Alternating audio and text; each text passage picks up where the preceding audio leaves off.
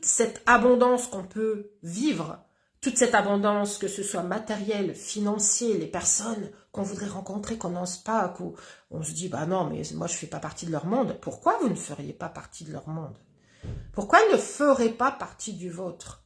Pourquoi cette abondance n'arrive pas? Parce que, en fait, on a développé des peurs, on a développé des croyances, on a développé une identité qui dit, bah, ça c'est accessible pour moi et ça ne l'est pas.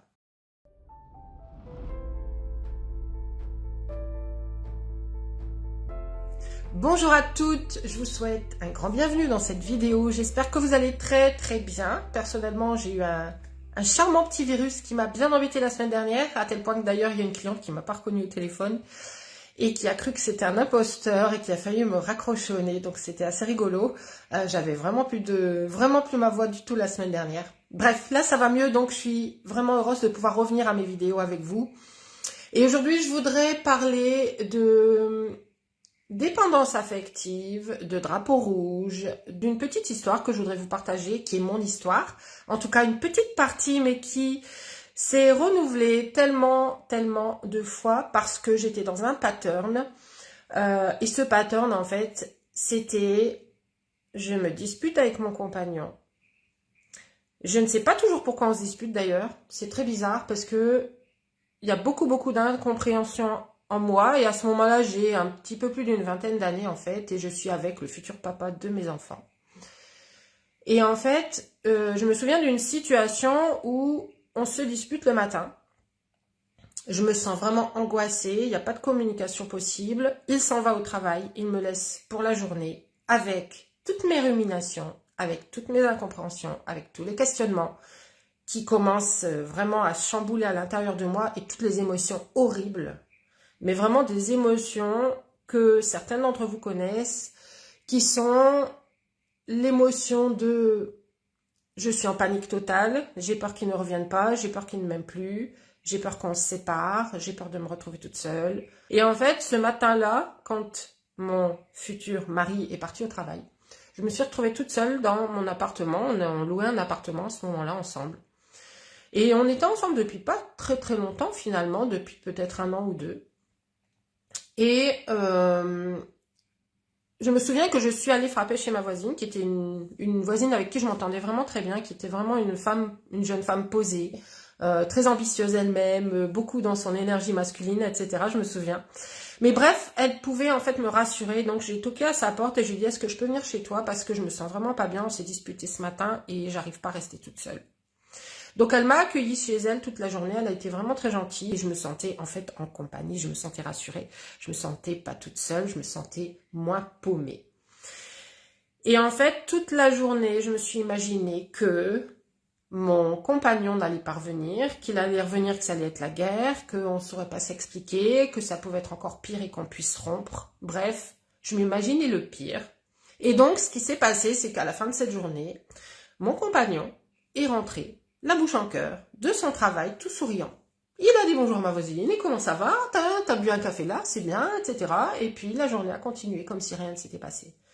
Donc, qu'est-ce que ça a créé en moi? Eh bien, je me suis sentie stupide. Je me suis dit, mais tu t'es fait toute cette histoire pour rien alors que tout va bien.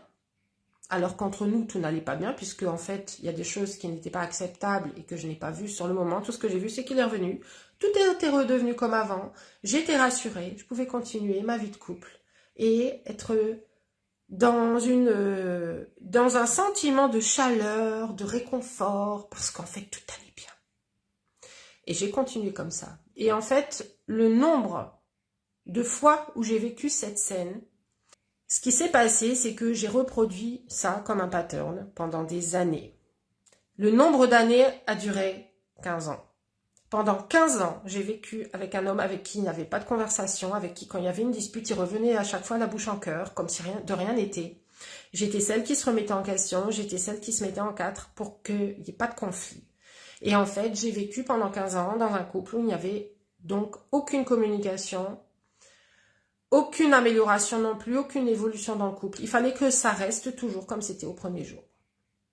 Donc, ce que j'ai pas compris sur le moment, eh bien, ce sont deux choses. La première chose, c'était qu'il fallait absolument que je voie que j'avais énormément de dépendance affective et de féminin obscur. C'est-à-dire que mes émotions géraient ma vie de couple, mes émotions géraient mes comportements, mes émotions géraient qui j'étais. Et je faisais tout en fonction de mes émotions pour ne pas ressentir mes émotions d'angoisse, d'anxiété, de peur de l'abandon et de peur du rejet, enfin de tout ce que je ne voulais pas ressentir. Et je faisais tout pour me maintenir en sécurité. J'étais en couple, donc tout allait bien. Donc ça, c'était la première chose que je ne voyais pas, c'était mon haut degré de dépendance affective. J'aurais tout fait pour rester en couple. Et il y a même une fois où je me souviens, j'ai rencontré un homme qui me paraissait être l'aventurier de mes rêves, avec qui j'aurais pu vivre des choses incroyables, parce que je suis quelqu'un qui adore bouger, qui adore faire plein de choses, de voyager tout le temps, etc. Et avec mon chéri, évidemment. Et en fait, le jour où j'ai rencontré cette personne et que j'ai vu la possibilité d'être avec une autre personne, j'ai été prise d'un sentiment de panique qui a fait que je me suis raccrochée encore plus à mon ex-mari. Pourquoi? Parce que dans mon inconscient, c'était impossible de sortir de la fusion, c'était impossible de quitter ce qui représentait finalement mon père, mais qui était une relation de réparation. Cette personne représentait complètement, en fait, ce que je recherchais avec mon père et que je ne l'avais pas trouvé. Donc c'était quelqu'un qui était là, même s'il avait tous les symptômes aussi de mon père, c'est-à-dire je te renvoie à toi-même, je t'apprends à te critiquer toi-même, je ne suis pas là pour toi, je suis là pour toi si d'abord tu es une gentille fille, et puis je te contrôle, je suis super contrôlant. Et c'est ça, la deuxième chose que j'ai pas vue, c'était ce fameux immense drapeau rouge, où en fait j'étais avec une personne qui se servait, que ce soit conscient ou inconscient, je pense qu'il y avait un petit peu des deux, qui se servait de mes émotions. Au départ, c'était inconscient, mais je pense qu'à un moment donné, il l'a conscientisé, il en jouait vraiment. C'est-à-dire que il savait comment déclencher ces émotions du féminin obscur en moi pour que je redevienne celle qu'il connaissait et puis avec qui il avait envie d'être, c'est-à-dire la gentille fille qui ne dit rien, la gentille fille qui ne le remet pas en question, lui qui ne remet pas en question le couple et qui ne cherche pas à communiquer. Bonjour, je vois qu'il y a quelqu'un sur le live, bienvenue. Dites-moi qui c'est, comme ça je peux vous saluer. Donc, ce que je n'ai pas vu, c'est ce fameux drapeau rouge. Et je ne me suis pas posé la question, est-ce que cet homme est idéal pour moi?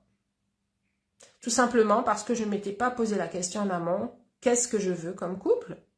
Avec qui j'ai envie d'être? Comme type d'homme, comme profil d'homme? Quelles sont ses qualités? Qu'est-ce qu'on va vivre ensemble? Et parce que je ne me suis jamais posé ces questions-là, j'ai agi sur mon instinct, sur mon féminin obscur. Oh, coucou Dagmar, bonjour de Prague. Et dites-moi pour les personnes qui nous rejoignent éventuellement en direct ou en replay si cette vidéo vous parle et si ça peut résonner avec vous. Et dites-moi si vous avez des questions surtout. Donc, les drapeaux rouges. Est-ce que je suis avec une personne qui a vraiment les qualités que je recherche? Les drapeaux rouges pour moi à ce moment-là et que je n'ai pas vu, c'était que j'étais avec une personne fermée, une personne qui ne se remettait pas en question, une personne qui faisait ce qu'elle voulait, puis finalement elle me laissait me débattre dans mes émotions, elle revenait comme si de rien n'était parce que lui-même, il voyait que c'était bon, j'étais revenue à la normale, entre guillemets, la normale qu'il souhaitait lui. Mais en fait, j'étais pas épanouie dans cette relation. Donc, apprenez à observer deux choses. Est-ce qu'il y a des patterns en vous qui ont à voir avec le féminin obscur, la peur de l'abandon, la peur que ça se termine, juste la peur d'être toute seule, la peur de déplaire, la peur de ne pas être à la hauteur, la peur qu'à un moment donné on vous dise mais enfin t'es pas normal, t'es bizarre, pour qui tu te prends, t'en attends trop en fait, t'en demandes trop. Tout ça c'est du féminin obscur parce que tout ça vous y avez droit, tout ce que vous désirez, vous y avez parfaitement droit. Et si quelqu'un vous ridiculise ou se moque de vous en fait sur le fait que vous voulez toutes ces choses, eh bien c'est que cette personne n'est pas faite pour vous. Ok?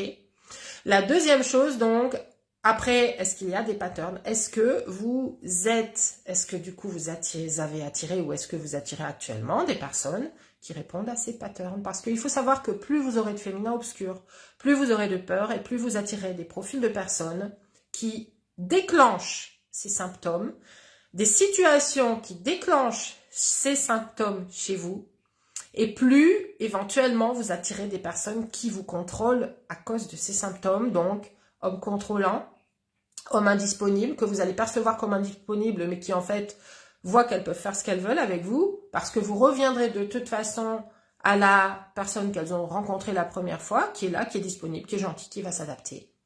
Et puis, vous allez tomber et déclencher aussi des situations où vous êtes contrôlé à cause de ça. Donc, vos émotions sont à la base celles qui vous contrôlent vous. Vous êtes la seule personne qui pouvait vous contrôler vous-même et reprendre le contrôle sur votre vie.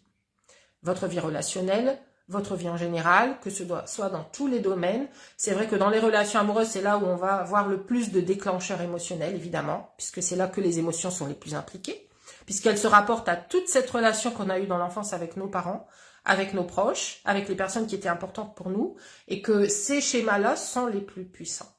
Donc dites-moi si ça résonne avec vous, dites-moi s'il y a des schémas récurrents que vous voyez chez vous. Est-ce que vous êtes consciente des patterns éventuellement qui dirigent actuellement votre vie relationnelle? Et quand je dis vie relationnelle, c'est pas que en amour en fait. On va retrouver ces patterns avec la famille, avec les amis, entre guillemets. Parfois on va se rendre compte que on n'a plus d'amis non plus autour de soi, ou alors que ce sont pas des personnes qui sont vraiment ouvertes dans leur cœur avec nous.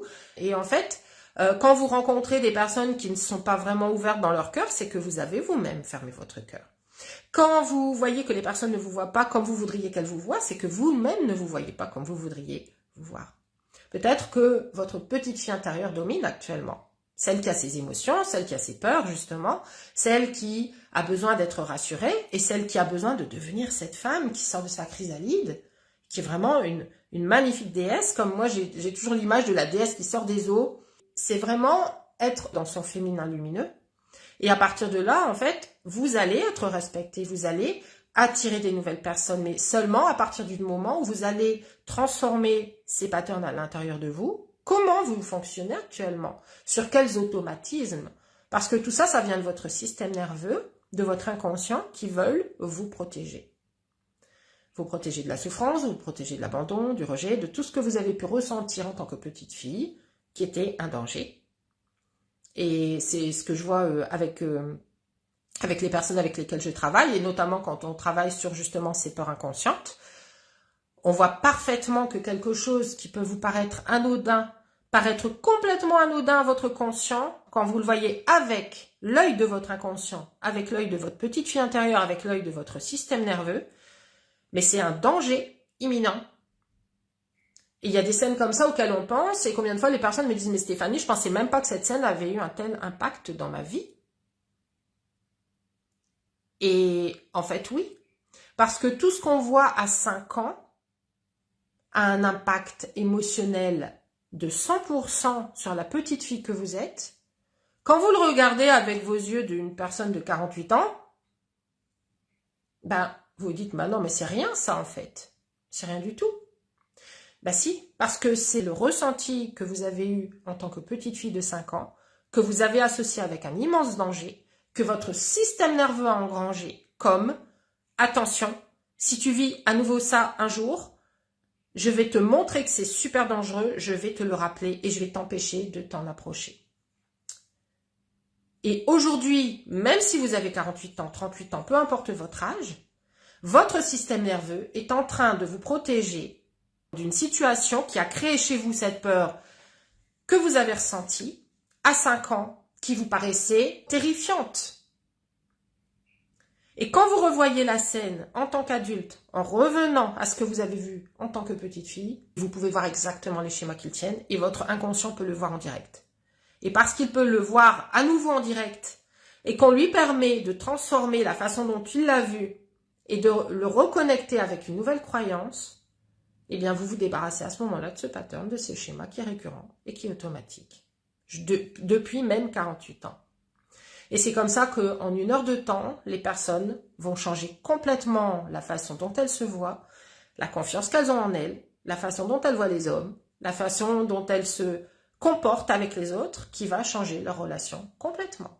Le processus de transformation rapide, magique, j'allais dire de transformation magique, mais c'est ça. Mais c'est vraiment magique, en fait, dans le sens où avec son conscient, on rame, on se dit « mais j'ai fait tellement de travail en développement personnel, je suis tellement consciente ». Oui, mais vous êtes consciente avec votre ego. Vous pouvez voir les choses, mais votre système nerveux domine votre conscient. Votre système nerveux va toujours avoir la priorité Parce que c'est votre système de sécurité intérieure qui vous maintient en vie. C'est ce qui a permis aux hommes préhistoriques de survivre, ce fameux système nerveux, en repérant les dangers, en leur donnant des réflexes automatiques, où en fait ils pouvaient se défendre automatiquement s'il y avait un danger. Et aujourd'hui, ce même système nerveux et ces mêmes patterns qui sont pour vous aujourd'hui hyper désuets parce que vous n'avez plus 5 ans. Vous n'allez plus risquer de mourir parce que cette petite fille vous a dit non, non, on t'accepte pas dans le groupe parce que ah non, elle est trop bizarre, elle est trop grosse. On n'en veut pas de toi, t'es trop grosse. Je l'ai entendu ça aussi de clientes qui sont dans la cour d'école, à l'école primaire, et elles sont rejetées parce qu'elles sont trop grosses. Ce sont les mots qu'elles ont entendus. Et donc aujourd'hui, à 50 ans, dans le miroir, quand elle regarde, elle voit une femme qui est trop grosse et qui peut pas être aimée. Depuis 50 ans, parce qu'elles ont entendu ça de la bouche de petits enfants. Ces mêmes enfants, en fait, que vous avez peut-être aussi entendu vous-même dans la cour d'école pour d'autres choses, ou peut-être le maître quand vous étiez au tableau et devant toute la classe qui vous regardait. Peut-être que vous avez vécu des choses aussi qui vous ont marqué, avec des personnes qui aujourd'hui, si vous leur en parliez, elles diraient « Mais mon Dieu, mais j'ai pu dire une chose pareille, mais c'est terrible, mais je pourrais même pas le penser aujourd'hui, c'est ridicule. » Mais c'est resté en vous, c'est resté dans votre inconscient. Au début d'une relation, je passe par une ribambelle de programmes. Je ne le mérite pas, il ne me mérite pas, peur de déplaire, etc. Je n'ai quasiment pas de souvenir de ma relation avec mon père dans mon enfance, mais les réponses sont sûrement dans mon inconscient. Oui, absolument. Bonjour Charlotte, comment allez-vous? Et Charlotte, est-ce que tout va bien toujours dans votre couple d'ailleurs? Est-ce que voilà, c'est toujours la belle romance du début? Dites-moi, donnez-moi des nouvelles, j'adore avoir de vos nouvelles. Donc oui, Dagmar, absolument, absolument. Et quand on n'a pas en fait de souvenirs aussi avec son père, ou de souvenirs d'une scène en particulier qui nous aurait marqué, c'est aussi des fois que votre inconscient la cache pour ne pas vous retraumatiser dessus. Et parfois aussi, ce que je vois aussi, c'est qu'il y a des fois des trous en fait. Il y a des trous, on ne sait pas. Et parce qu'on ne sait pas, eh bien, comme le cerveau a besoin de combler, il y a besoin de réponses en permanence et de combler en fait. La nature, on dit que la nature n'aime pas le vide, mais c'est pareil dans votre... à l'intérieur de soi, en fait, quand on n'a pas les réponses, on les cherche. Et ce que je vois beaucoup, c'est que dans la petite enfance, en tant que petite fille, il y a des réponses que nos parents ne nous donnent pas. Soit parce que c'est un tabou, soit parce que c'est culturel, c'est quelque chose qui ne se dit pas, soit parce que le parent lui-même ne sait pas quoi répondre, en fait, il est gêné. Et en fait, vous ne pouvez pas savoir ce que votre enfant intérieur, parfois vous ne pouvez pas vous rappeler ce que votre enfant intérieur a perçu sur une chose aujourd'hui qui vous paraît, mais vraiment ridicule. Mais cette petite chose ridicule, elle est toujours là et elle vous bouffe la vie aujourd'hui, elle bouffe vos relations. Elle vous remplit de peur et elle remplit votre cerveau, de votre mental d'histoires erronées. Parce que quand on ne sait pas, et c'est donc ce que je vous disais avec les lumineuses, en fait, quand elles ont des non-réponses, on voit bien que dans leur tête de petite fille de 3 ans, de 2 ans, de 5 ans, de 7 ans, elles se créent leurs propres réponses. Mais les réponses sont les réponses d'une petite fille de 5 ans, de 2 ans, de 7 ans. Et ces réponses sont erronées, mais elles vont rester avec ces réponses qui sont erronées toute leur vie. Tant qu'elles ne les changent pas. Ce changement, c'est ce qu'on fait ensemble. Et tant qu'elles ne le changent pas, eh bien, elles vivent sur ces peurs, sur ces... Ah bah du coup, les relations, ça doit être dangereux. Ah bah du coup, j'imagine que, comme cette petite fille tout à l'heure, bah, je dois être trop moche pour qu'on puisse avoir envie d'être avec moi, alors qu'on sait aujourd'hui, évidemment, que vous pouvez avoir le poids que vous avez. C'est pas ça qui fait que vous serez en couple, non. C'est toute cette confiance que vous avez en vous, c'est cette personnalité. Tout se passe à l'intérieur de nous. Et ce que j'ai constaté, moi, avec mon expérience, c'est que ça remonte à notre petite enfance, à l'image qu'on a construite dans l'enfance. Et c'est pour ça que, alors il y a des personnes avec qui je travaille juste sur, en fait, vous n'envoyez pas les bons messages et vous posez pas les bonnes limites, non plus, vous ne dites pas clairement qui vous êtes, ce que vous voulez. Donc forcément, vous ne pouvez pas être entendu. Donc il y a ce degré de travail que je fais avec les lumineuses. Et puis l'autre degré, c'est quand, malgré le fait de savoir comment on pose les limites, qu'est-ce qu'on dit, comment on le dit, de quelle façon, pour pouvoir vraiment, et quelle énergie on doit amener aussi dans nos relations pour pouvoir vraiment être vu comme on a envie d'être vu. Tout ça, ça peut être un travail fait en conscience, mais quand il y a des patterns récurrents, et encore récurrents, et que malgré le fait de le savoir, et ben ça recommence et ça continue et on n'arrive pas à s'en sortir, c'est que ça a à voir avec l'image que vous avez construite de vous étant petite, toutes les croyances que vous avez, toutes les peurs que vous avez développées sur vous, sur les autres, sur ce qui est possible pour vous. Et d'ailleurs, ça va toucher à tous les domaines. Toute cette abondance qu'on peut vivre, toute cette abondance, que ce soit matérielle, financier, les personnes qu'on voudrait rencontrer, qu'on n'ose pas, qu'on se dit, bah non, mais moi je ne fais pas partie de leur monde. Pourquoi vous ne feriez pas partie de leur monde? Pourquoi ils ne feraient pas partie du vôtre? Pourquoi cette abondance n'arrive pas? Parce que en fait, on a développé des peurs, on a développé des croyances, on a développé une identité qui dit, bah ça c'est accessible pour moi et ça ne l'est pas. Et ça rejoint tout à fait Dagmar, ce que tu disais. Charlotte nous dit, tout va très bien, le couple grandit, bientôt 2 ans et 7 mois, waouh! Un amour toujours présent pour moi, une merveille avec ses défauts, mais une merveille cet homme, exactement. Nous sommes tous des merveilles avec des défauts. Et en fait, quand on voit qu'on n'a que ces défauts, eh ben, on ne croit pas pouvoir être aimé. En fait, Charlotte, vous êtes une magnifique preuve vivante, encore une fois, que effectivement, on peut être aimé en étant une merveilleuse personne avec des défauts.